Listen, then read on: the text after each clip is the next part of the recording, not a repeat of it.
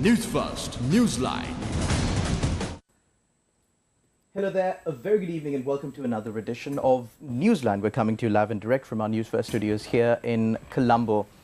Of course, these days the talk of the town is regarding the superannuation funds and of course the domestic debt restructuring program and the role of the superannuation funds in this process. Now, the government of Sri Lanka has seen it fit to include the superannuation funds, including the EPF and ETF, that has the savings, life savings of many Sri Lankans to be used in their retirement. When Sri Lanka is facing this crisis, and when we're speaking about how to make our way out of this crisis, taxation, domestic debt restructuring, all of these are key decisions. How we do it is a key and vital decision, but the decision, does it really rest with the people of this country? Because the government that is in power, there is a question of legitimacy, there is a question of whether or not they have the people's mandate. To discuss these matters and more, of course, we've got with us on our show today Mr. N.R Gajendran. He is a senior partner at Gajman Company, a tax specialist. A very good evening and welcome to the show. Good evening, sir. Mr. Gajendran, first things first, today was supposed to be the day that several bonds were supposed to be reissued under the domestic debt restructuring program. However, that was not done.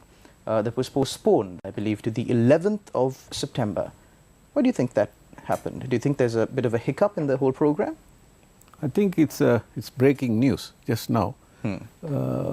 Maybe two reasons. One is there is resistance and objections on this by the employees by and large because of their pension funds, hard-earned money and the savings. When they get retirement is going to get diluted.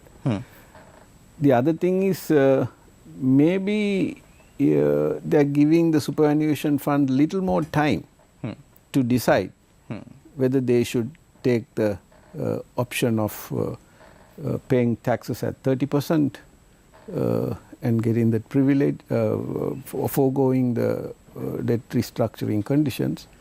So it may be one of those two reasons. It may be a situation of reconsideration by the government itself, but we'll have to see in the next few days, we will know.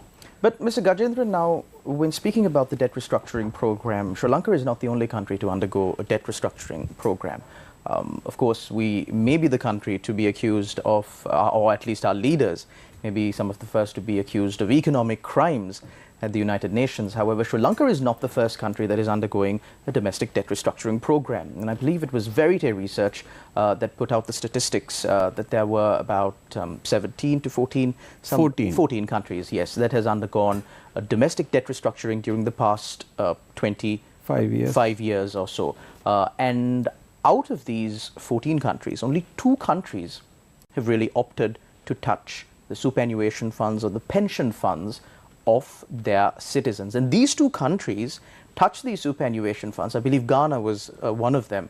They were reluctant to do so. They didn't all of a sudden sit on a round table and decide, well, we're in an economic crisis, what should we do? And be like, hey, let's just cut it off from the pension funds of all of our people. That's not how it happened. That was a last resort.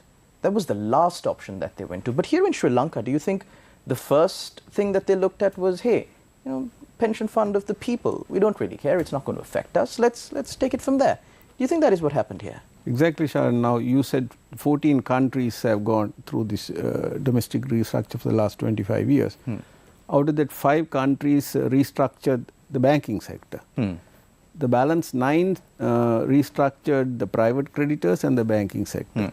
Out of the 9, 2 countries, Ghana and Grenada, they also restructured the pension funds. They restructured but the banking and the private creditors private creditors, banking and the pension fund. And this is all in a domestic sense. Only 2 countries did the pension funds, that is Grenada and Ghana. But this is while restructuring the banking and the private creditors as well. In Sri Lanka, I think the IMF is appreciating, saying that Sri Lanka has made a focused approach on restructuring domestic debts because they have not touched the private creditors on the domestic front, and also they have not touched the banks. They touched only the pension funds and the bonds held by the central bank. Mr. Gajendran, the way you put it, I almost feel like the government has, implicitly told all working people, especially in the private sector here in Sri Lanka, to simply go to hell. Well, the employees, irony of the matter is the provident funds come under the management by and large under the central bank, of the purview of the central bank. So one of the biggest complaints, the employees don't have a voice in this matter, other than the agitations and the protests we see on the streets and in the media. So it's an unfair situation from the employees' point of view, because their views have not been taken into consideration, unlike in the case of private creditors or the banking, because they are always the power is with them. So certainly there is a point. They are the big fish in the pond. Yeah, and there is a point on the because there is one point which is been articulated, is that you don't really. Sri Lanka has gone into a difficulty. We are in bankrupt. So when you are Sri Lanka is in a difficult situation, and the people are in a difficult situation. When you restructure domestic debt, you are putting the people into a greater problem. When you restructure foreign debt, it's foreign money. Foreign people are taking the hit. Here already you are suffering, you are getting them to suffer more. That may be the reason only 14 countries have gone for DDR, and out of that only 2 countries have gone for pension one, that is people's money. But Mr. Gajendran, now we are seeing the domestic debt restructuring happening on this front. But do you have any information regarding foreign creditors, something that doesn't really affect the people in the sense that adversely affect the people, at least some good news that Sri Lanka is working its way out of this crisis, because we know that a simple domestic debt restructuring involving EPF and ETF is not going to save us. Is there any update from there? Is the government tight-lipped about it? I wouldn't know whether there is, most of us know publicly available information on that. But if you see, the central bank also has mentioned in the last few days that they are hopeful that by September, the private creditors external fund also will be restructured. So they may be having challenges there, because different countries have different connotations and permutation and combinations. If you see China having a different point of view on this, their point of view in by and large is if you are restructuring, you must restructure all debts, I believe, including the multilaterals. Because multilateral debts are cannot be restructured for various reasons. But the Chinese minister has given assurance that that they will be very cooperative in the restructure. So this has to be done, but I think because IMF has commented Sri Lanka as they're having a focused approach, because I think we are sort of the best in the class for the IMF, certainly, and it may be to our advantage in that sense, because IMF now will have to hold our hand for the next 4 years. If we have gone so far, they can't let down Sri Lanka, then it will be a bad example even for the IMF. That is my analysis. I mean, after commending the country so much, and the country sacrificing, actually not so the even country, the people. Second tranche, I believe, will be given even if you have missed certain target. It will be given. And the government is going the full stretch on the IMF program, complying with trying to comply with almost all their requirements. Only the SOE's audits deadlines have not been met. Apart from, so it will, I think there is good news for Sri Lanka that IMF will be with us for the next 4 years. But Mr. Gajendran, now I think from the people's perspective, it's always you know, the people have to tighten their belts, the people have to suffer. They keep on putting their hand into the poor man's plate, and there's only so much that you can take. Let's take a look at it like in this way. Now, we all know the perks and privileges that former presidents in Sri Lanka enjoy. Just for the information of our viewers, have any of them taken a cut in their retirement benefits? To your knowledge? I don't think they're part of the superannuation funds. I don't know whether not by virtue of being part of a superannuation fund, but at least other than that, because they profess that they love the country so much, they profess that they would sacrifice even their life for the country. But I think it might be harder on their part to sacrifice a few dimes instead of their life for the country. I think this is a telling lesson for the people. This entitlement culture and the populist culture has not worked. I think the people have to sooner or later learn the lesson that they must honest and credible people and competent people in the field has to be elected. So it is you get what you deserve. Sri Lankan people have got what they deserve, I believe. What they voted for, at least. Yep. Mr. Gajendran, a little bit off the topic of tax, of course, but the current governments, or the current government in place, claims that this is no time to experiment with a new political party that has not been in power. This is not a time to experiment with new politicians who have not had years and years of experience, and we know that there are quite a few with 20, 30, 40, even 50 years of experience in the political sphere in Sri Lanka. But in your perspective, at least in the formulation of policy as far as taxes and in the management of Sri Lanka's finances by Parliament, do you think that this lot, whoever is there right now, has the required experience, has the required know-how, the knowledge to take Sri Lanka out of this crisis and hopefully into a developed country by 2048, I believe, is their plan? Certainly the person at the top has that knowledge and expertise. But I don't think people around others, we can't see that knowledge and expertise. But if you see, give credit where it is. 1 year, if you think 1 year, when we were 1 year ago, we couldn't stay in our homes and we couldn't get onto the roads. There were power cuts, you couldn't stay, and even if you want to get out, you couldn't get out because there's no fuel. Everything was in shortage. Medicine, food, name it, it was in shortage. Now it looks like, actually it looks like the paradise now. There is no shortages, no power cuts. Of course, the prices have been revised. There is rationing. But I think again, you spoke about a little bit of an elitist approach. Don't you think that is a bit of an elitist view? Yeah. Because there are hundreds and thousands of people who are not having even a drop of water, especially in the southern, in the north central, the eastern provinces. That has something to do with the environment. There is drought here. Also, partly mismanagement of the water resources that are available. There are many arguments, of course. There is something that even the outgoing Commissioner General, I think it was reported on the headlines yesterday.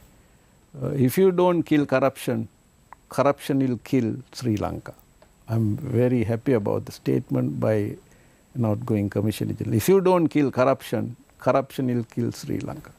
If you want to come out of this mess permanently, this element of corruption has to be dealt with. Not only the laws have to be brought in, but it should be implemented. But Mr. Gajendran, now, you've been around longer than me here in this beautiful island nation. What do you think can be done to kill corruption? Because so many have tried and so many have failed. I don't think there has been serious effort for eradication, because I've been always saying the fish stinks from the head. It is at the top that this has to be dealt with. So the laws have to be made, decisions have to be made, not from a self-seeking, self-enhancing point of view. That is what is very obvious everywhere. People say, and it is seen and felt, people in position and power, many of them, don't have a feel of the crisis. They don't have the feel of the crisis.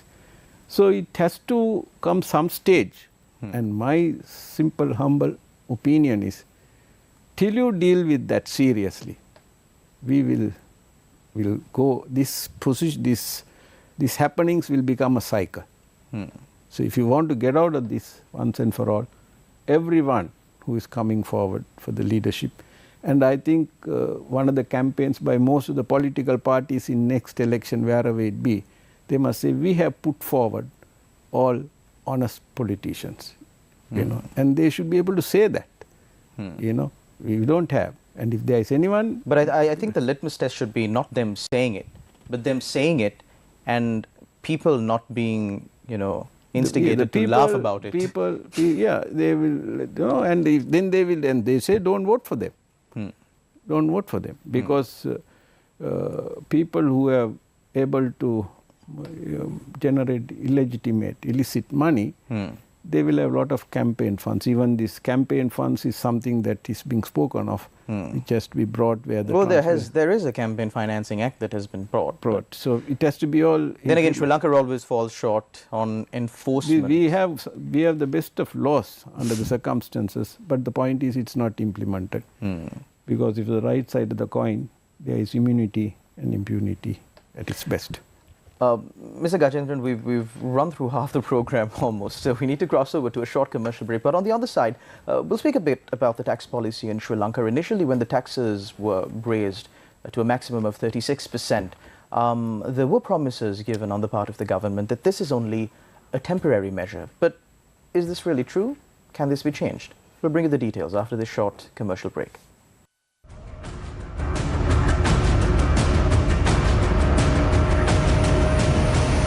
News First, Newsline. Trade unions stage joint protest in Colombo against including superannuation funds in the domestic debt optimization program.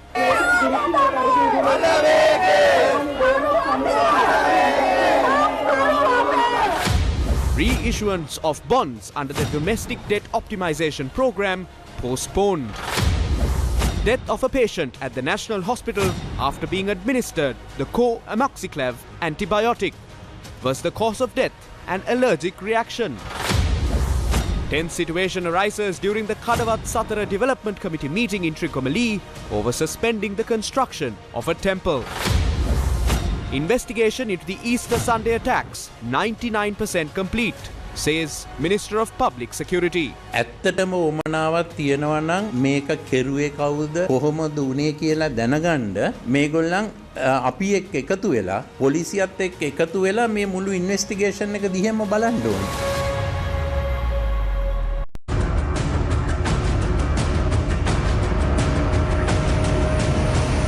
News First, Newsline. Welcome back. You're watching Newsline Live. We're in discussion with Mr. Gajendran. Getting back to our discussion, recently there was an article published on a leading newspaper here in Sri Lanka where a minister claims that there is only one individual who pays a sum of 300 million rupees as taxes in the country. Now, is this a little bit of an alarming situation? Because if our tax revenue is that low, if there is only one person here in Sri Lanka that pays 300 million or more as taxes, is there any hope? No, we have to see who has briefed the minister with this information. Because if you see the same article I also read, over 300 million it says one person. Between 100 to 300 million, there is zero. 50 to 100, 3 people. 25 to 50, 16 people. 10 to 25, no one. Right? And then 5 to 10, some 130 people, and 2 to 5 million. So it's unlikely that the minister was speaking from the back of his head, is it? It's like this. The information I have is even the Department of Inland Revenue may not have this information ready-made because they are going through the transition of RAMIS 2.0. it's good, only the credible source will be the Department of Inland Revenue. And with press of a button, you can see how many people, you don't need the names, you can see how many people have paid over 300 million. And we don't know which year this is. You know, whether it's 21, 22 or 18, 19 or 5 years ago, we don't know. So there has to be a clarity. You can dramatize all these things. You know, unfortunately, it seems to be everything is put on others and not on you. You know, taxpayers are responsible. So I think there is a responsibility on the side of the Inland Revenue also to come up and say, here, these are the numbers. You know, so it has to be done. If these numbers are correct, and also of the current, if it is a current rate at, you know, if it is 36%, means 300 million, you will have an income of 1 billion rupees. I don't know how many people will have over 1 billion rupees or 1.5 billion rupees, and if it is the earlier rate, 18%, it is 1.6 billion to get 300 million. This is an individual, right? You are talking of individuals. No, not companies. Not on corporate bodies. It's individual. So we have to see, but there are gaps in these reports. So we have to see what is the exact real position. The best source is the Department of Inland Revenue. There is no one else can be more accurate than them. So, Mr. Gajendran, now there are far-reaching plans to open tax files for citizens in Sri Lanka. Of course, as everybody agrees that they must play their part. I would understand the reluctance on several citizens to go forth and open tax files. What is the progress really? I think on the opening of tax files. It will be interesting to see what happens after January. Because everyone over 18 years has to have a tax file. TIN number. Okay. And what will be the penalty of non-compliance? It doesn't mean having a TIN number means I don't think there will be a requirement to file income tax returns. First of all, if you want to open a file with the Department of Inland Revenue, it is a revenue collecting agency and it's nothing else. So you should be liable to income tax to open a file. If you are not liable to income tax, I wouldn't know how can the Inland Revenue Commissioner General say open a file, income tax file. So you're technically saying you can't have an empty file. Yeah, or if he says no, this is only for TIN. Taxpayer identification number is primarily to pay your taxes. That's the identity the department gives you. You know, you don't go as Shalan, you name, there is a TIN number. Like a reference number. Okay. You know, so it's just if they wanted all the people to register, to my understanding, it should have been the Register of Persons. They have the identity card number of all the people over 18 years. So you can use identity card numbers and see who are the people. Now, if they want to put this transaction in your record, in your transaction, if you are going to use this number, for example, you can use your identity card number, and that can be linked. You know, so there will be influx of even I don't know how many people. There are about 14-15 million people over 18 years. There are students who don't have any income. There are poor people who are on the road who don't have an address. You know, there are retired people who might not be liable to tax. There may be so many people now. People are unemployed also. You don't, you know, a lot of people have gone unemployment. SMEs have, they say 60% of the SMEs have closed up. So I wouldn't know so the whole purpose is that you are trying to dramatize this with the TIN number, and you know, we have to see what use this TIN number is going to be even if they open up. And if by chance, say out of the 15 million, 10 million people don't open, is the Commissioner General going to go behind them to impose a fine? You know, the fine is 50,000 rupees. I think that has been increased to about 1 million. No. Non-assessed? Not submitting? No, that is, if you don't respond to this opening up a file, okay, it's 50,000. Oh, it's 50,000, right. If you are liable to tax and if you have deliberately not filed your tax. If you have not, no, you have no tax to pay, technically you don't need to file if you are a APID taxpayer. Only you have APID income. Technically you don't need to file a return because your taxes, all your income is tax deducted at source and cent. Exactly, why do you want to pay? And if you have only dividend income, dividend also this Deducted at source. Yes. And if they want to verify anything else, then you can have an inquiry on that and to see whether you should open a file and pay taxes. You might have a TIN. There are people who will have a TIN but not have a income tax liability to file returns. To file return, there must be a tax payable. So, Mr. Gajendran, there seems to be a little bit of a lack of clarity in this. So, could you clarify, is it mandatory for everybody above 18 years to open a tax file by January? Because that was the announcement, at least. Or to open a, I think, I don't know whether it's to open a tax file or the TIN. They can ask to open a TIN. But for me to have a file, I must be liable to tax file. If I am going to file a return, say otherwise are you going to sell 10 million people income tax returns and ask them to file? They will say not liable to tax, that's it. People who are not liable, there is nothing to file. You know, offense is if you are liable and don't pay the tax. So are there plans for at least the Inland Revenue to take more of a proactive approach? So we will see how this is going to be implemented. This has been announced. And I don't know whether Inland Revenue is in congruence with this approach, because how can they deal with, But then I believe also, Mr. Gajendran, the fact that the promotion structure at the Inland Revenue only allows a Commissioner General to be in office for just a few years, not long enough to really implement a solid policy for the enforcement of the tax laws here in Sri Lanka is also another issue, of course, that we will have to reserve to speak about another day. That is the case, isn't it not? Come again, sorry? The promotion structure at the Inland Revenue Department does not allow a person to be Commissioner General of Tax for too long. No, that depends. Now the current situation is there are about 9 odd Deputy Commissioner General. Anyone can apply when there is a vacancy. And then there is an interview process and one will be selected. If you don't go on the seniority basis, you might be able to give a person a longer term of office.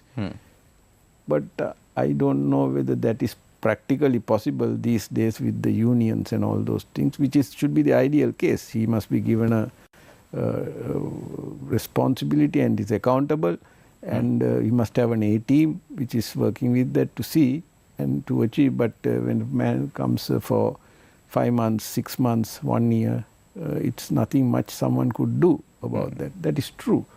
So there are a lot of improvement. We have gone used to a pattern which is not good for implementation of policy. That is one of the biggest banes of the country, apart from the corruption.